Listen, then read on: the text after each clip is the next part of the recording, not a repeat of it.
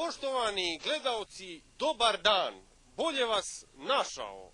Evo za našu televiziju jednog ekskluzivnog intervjua sa čovjekom koji je sigurno jedan od najpopularnijih i jedan od najvećih, to jest jedna od najvećih ličnosti u istoriji dugogodišnjoj Crne Gore.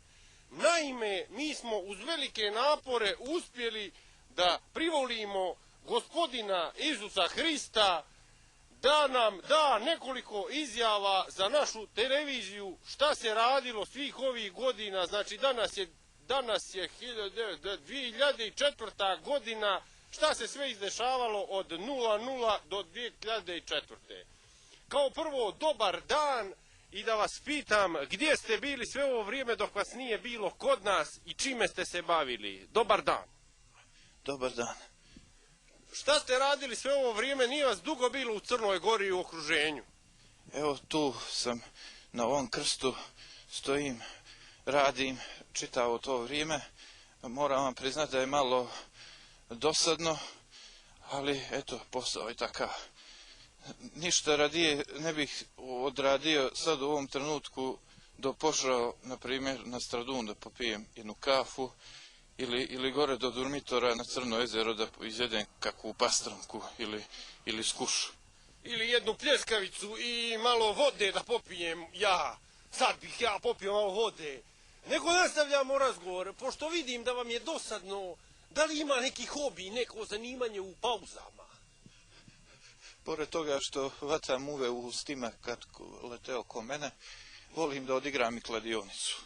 To me mnogo oduševljava, ali tu treba mnogo para. Da bi se odigralo kvalitetno treba mnogo para, a ja od ove penzije slabo prolazim i slabo živim i sve troškovi po meni i treba i krst ofarbat svako malo, treba eksere nove kupiti, treba registrovati se, ja ne mogu stvarno, ne mogu sve postizati.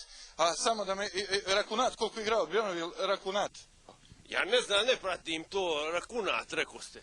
Rakunat, tu mi je potrebna pobjeda za 25 eura, to sam odigrao, potrebne su mi te pare. Ne znam kako da vam pomognem. Da zovnete ako možete, ja nemam ništa na voucher. Možete li obrnuti? Imam, ne znam, imam ni ja, sam veri poslo sam je 5 eura. Znam broj, sad ću vidjeti, ja ponekad odigram. Do duše prolazim dosta. Kako rekao ste? Rakunat. Dobar dan, Sandra. Interesuje me Rakunat, Bjorvil. Jeste. Bjorvil. 2-1. Pardon. Hvala vam. Svaka muka na mene. 2-1. Sve mi ide u zadnjih 7 dana, sve je katastrofa. Prošli vikend, nisam jednostavno, nisam vidio kolo. Kad igraju Šveđani. Ja ne znam, ne pratim, na poslu sam. Bih se vadio na Šveđane ako igraju sutra. Zaista, kladionica doprinosi nervozi, a evo da možda nastavimo i privodimo intervju u srednjem dijelu intervjua. Recite mi, da li se bavite nekim privatnim poslom, da li nešto pored ovoga radite, da li ima neke ekstra zarade? Privatno radim nešto, krpim se, držim nekih 1003 kokoške sa svojim bratom Ljubom Hristom. No, nema para, prekrupa, one mašinice za jaja, za glancanje jaja nema. Ne može se postići nikako. I mislio sam da to mičemo. Da otvorimo lokal, to sad jedino radi, kafići. Po nekoj mojoj ideji mislim da bi se dobra marketing mogao napraviti, Božja volja da se zove lokal.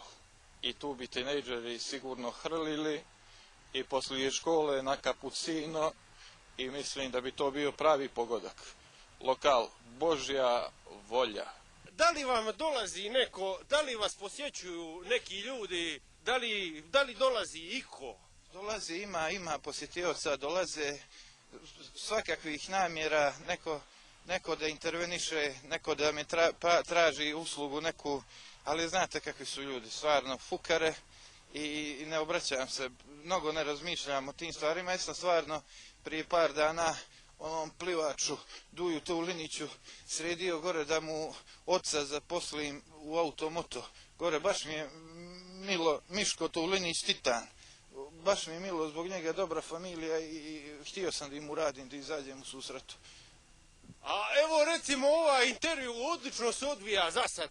Možda da nam opišete sebe u par riječi. Šta bi rekli za sebe, a da nešto koncizno sad, da ne dužimo, nešto kratko.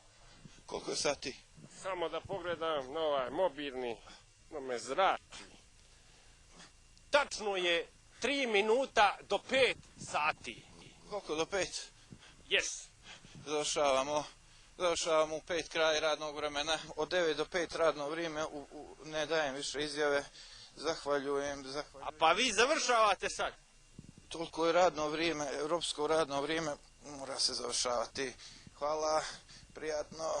Poštovani gledalci, nastavljamo završavati ovaj intervju i privodimo ga kraju.